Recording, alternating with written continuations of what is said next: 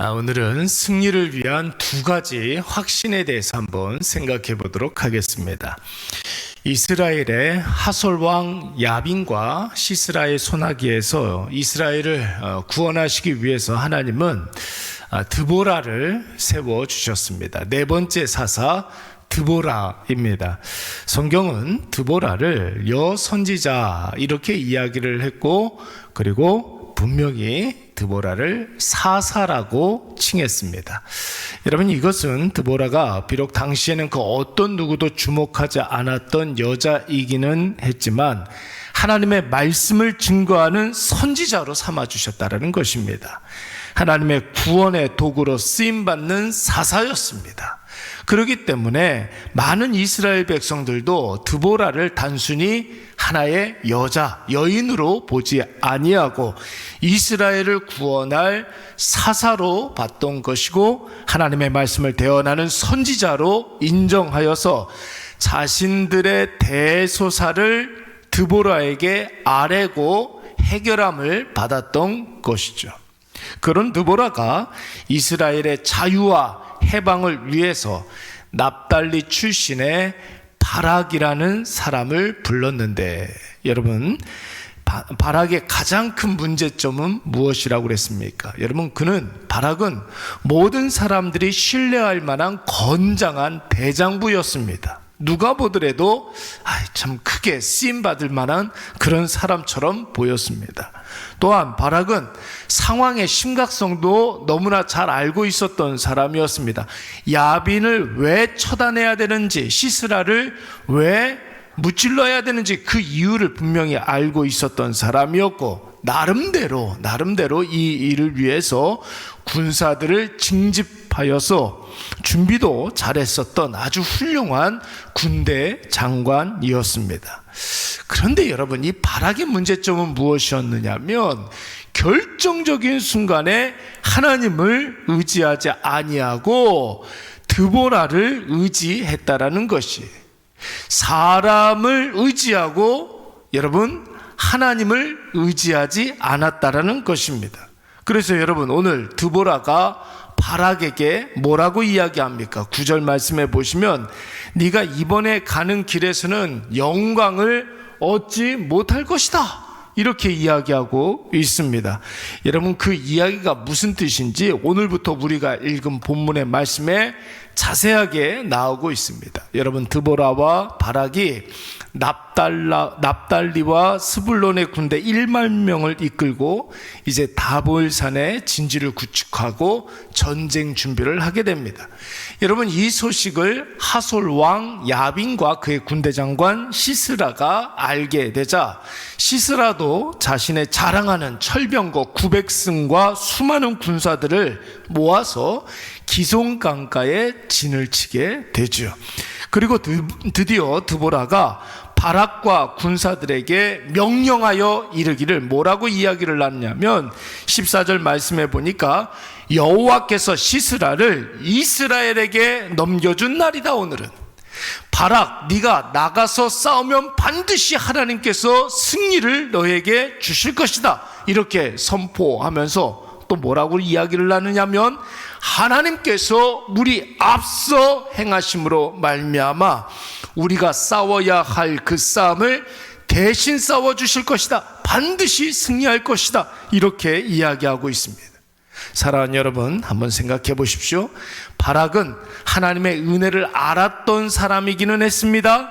실상의 삶에서 그런데 하나님을 전적으로 신뢰하는 법을 잘 몰랐던 사람이었습니다. 그래서 드보라가 1만 군사와 함께 다볼산으로 가라고 했었을 때 하나님을 의지하지 아니하고 드보라, 사람을 의지하게 되었던 것입니다. 우리가 사람 바라보지 말고 하나님만 의지해야 됩니다, 이런 소리를 얼마나 많이 들었습니까? 근데 어떻게 하는 것이 사람 바라보지 아니하고 하나님만 의지하고 하나님을 신뢰하고 나아가는지 우리는 그것에 대해서는 잘 모른단 말이죠. 근데 오늘 드보라가 바락에게 이것을 가르쳐주고 있는 것입니다. 여러분, 그것이 무엇입니까? 하나님을 전적으로 신뢰하는 법. 첫 번째, 일어나라, 이는 여호와께서 시스라를 내 손에 넘겨준 날이라, 이렇게 이야기했으니 여러분, 먼저 우리가 어떻게 해야 된다는 것입니까? 하나님께서 이미 우리를 승리케 하셨다는 것을 확신해야 된다는 것이에요. 여러분, 우리는 이미 승리했습니다. 우리는 이미 승리했어요. 여러분, 인간적인 눈으로 이렇게 보면은 아직 싸움이 시작된 것 같아 보이지가 않죠? 여러분, 그 모든 싸움에 내가 압도되는 것 같아 보이죠? 나는 연약해 보여서 이 싸움에서 내가 지는 것 같아 보이지만 여러분, 하나님의 관점은 그렇지가 않아요. 우리에게 이미 승리를 주셨다라는 것이, 이게 바로 첫 번째 원리예요. 두 번째 원리는 무엇이냐면, 여호와께서 너의 앞서 나가지 아니하시느냐 이렇게 말씀하셨으니, 하나님 내 앞서 행하심으로 말미암아 내가 싸워야 할 그 싸움을 대신 싸워주신다. 여러분, 이 확신을 가져야 할 줄로 믿습니다. 바로 이것이, 이 두 가지가 수많은 인생 문제를 앞에 둔 우리의 자세여야 할 줄로 믿습니다. 하나님이 이미 승리를 주셨다 하는 그 확신과 하나님이 앞서 나가시면서 나 대신 싸우신다는 그 믿음으로 나아가면, 여러분, 아무리 태산 같은 어려움이 있다 할지라도, 아무리 깊은 바다 같은 막막함이 있다 할지라도, 하늘 끝 닿는 그 산과 끝을 알 수 없는 깊이를 자랑하는 그 바다를 만드신 분이 하나님이시기 때문에 우리를 하나님께서 반드시 승리케 해 주실 줄로 믿습니다.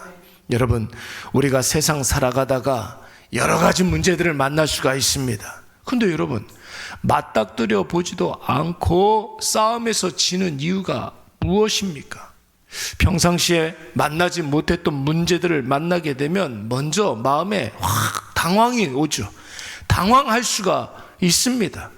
근데 여러분, 그 당황하는 마음을 우리가 평정심을 유지하지 아니하고 믿음으로 나아가지 아니하고 인간적인 생각으로 대하게 되면, 여러분, 그 마음에 불안이 떠나지 않게 되는 거예요. 근심이 쌓이게 됩니다. 근심은 쌓이게 되는 거예요. 근심이 쌓이면 염려가 되고 걱정이, 그 말이지만 여러분, 그 마음이, 근심과 염려가 마음에 가득하게 되면 올바른 판단을 하지 못하게 됩니다. 대응할 수가 없어요. 대응할 수가 없습니다. 그러면 여러분, 이미 그 싸움에서 진 거예요. 두려움이 나를 압도하여서 꼼짝달싹 못하게 되는 것이죠. 갑자기 공포와 무서움이 나를 엄습하게 되면 내가 충분히 이길 수 있는 싸움이라도 절대로 저항도 못하고 그 자리에서 굴복해버리고 마는 것입니다. 그래서 오늘 바락처럼 하나님의 은혜를 알면서도, 1만 군사가 있으면서도 두려움에 사로잡혀서 사람만 찾고 사람만 의지하게 되고 사람에게 뭔가를 구하게 되는 것이죠. 그러면 여러분, 백전백패예요. 골리앗 앞에 선 다윗을 한번 보십시오. 골리앗은 여러분, 다윗이 골리앗을 볼 때 기준을 삼았던 것은 자기 자신이 아니었어요. 소년 다윗이 나 자신을 기준으로 삼아서 골리앗을 보면 여러분, 어떻게 골리앗 앞에 나아갈 수가 있겠습니까? 다윗의 기준은 무엇이냐면 하나님이었어요. 하나님을 기준으로 삼아서 골리앗을 바라보니까 세 발의 피도 안 되는 것이죠. 아무것도 아닌 사람이 되어버리는 것입니다. 그랬더니 여러분, 그래서 다윗이 골리앗에게 호통을 칠 수가 소년 다윗이 집채만한 거인 골리앗에게 호통을 칠 수가 있었던 것입니다. 너는 겨우 칼과 창과 단창으로 나에게 나오느냐? 나는 만군의 여호와의 이름으로 나아가노라. 하나님의 기준으로 삼으니까 골리앗이 아무것도 아닌 것처럼 보이게 되는 거예요. 여러분, 오늘 이것을 우리가 꼭 기억하시기 바랍니다. 우리 인생의 승리 공식이에요. 하나님이 이미 우리에게 승리를 주셨다는 그 확신을 가지시기 바랍니다. 하나님이 나보다 앞서 나아가 나 대신 싸우시는 분이심을 믿으시기 바랍니다. 여러분, 이것으로 나아가게 되면 골리앗이 아니라 시스라가 아니라 그 어떤 것이라도 우리는 반드시 승리하게 될 줄로 믿습니다. 우리 잠깐